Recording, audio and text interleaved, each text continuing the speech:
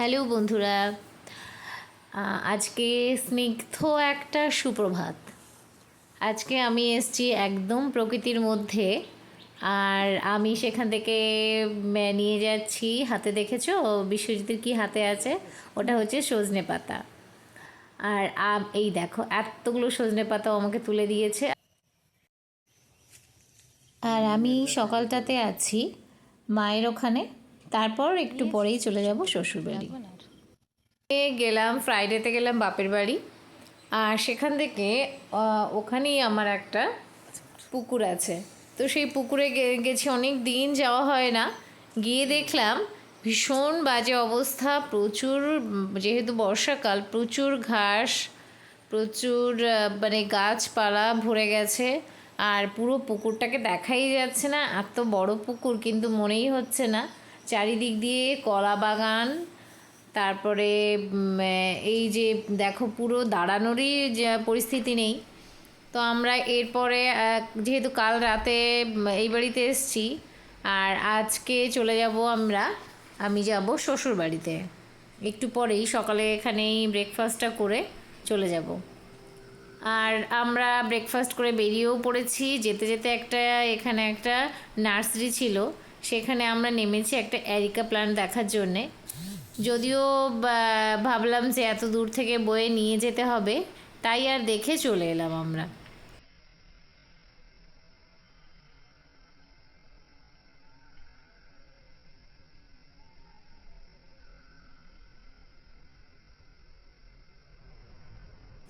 আর আজকে দেখো আকাশটা কি সুন্দর।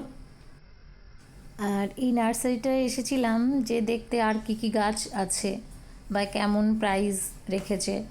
তো দেখলাম না, বারাসাতের মতোই একই রকম দাম, খুব কম নেই। তো সেই জন্যে আমরা আর ভাবলাম অত দূর থেকে বয়ে নিয়ে আসবো, দরকার নেই, আমরা ওখান থেকেই নিয়ে নেব। তো সেই জন্যে আমরা চলে এলাম ওখান থেকে। আর এখানে অনেক রকম গাছ রয়েছে, এই যে দেখতে পাচ্ছ সুপারির চারাগুলো রয়েছে, তারপরে এরিকা প্ল্যান্ট তো আছেই, বিভিন্ন ক্যাকটাস রয়েছে, আরও অনেক রকম ফুলের গাছ রয়েছে, প্রচুর গাছ রয়েছে, অনেক বড় নার্সারিটা। আর আমরা চলে এসেছিলাম, আসার পরে আমরা চাটা খেয়ে নিয়েছি। আর রাত্রে ডিনার আমার আজকে যেহেতু শনিবার, তো আমার দেওর আজকে খুব যত্ন করে আলুর দম রান্না করছে, আর তার সঙ্গে ফ্রায়েড রাইস। তো ও নিজেই সব কিছু করছে আজকে, ছুটি নিয়েছে ও আমাদের জন্যে। আর সঙ্গে সুপর্ণা আমাদের, ও হেল্প করছে। আর এই দেখো ভীষণ সুন্দর করে রান্না হয়েছে আজকে, আমার তো এখনই দেখে লোভ লাগছে। তো এর মধ্যে খোয়া ক্ষীর দিয়েছে লাস্টে, আমি রেসিপিটা পুরো তুলতে পারিনি, শাশুড়ির সাথে গল্প করতে ব্যস্ত ছিলাম।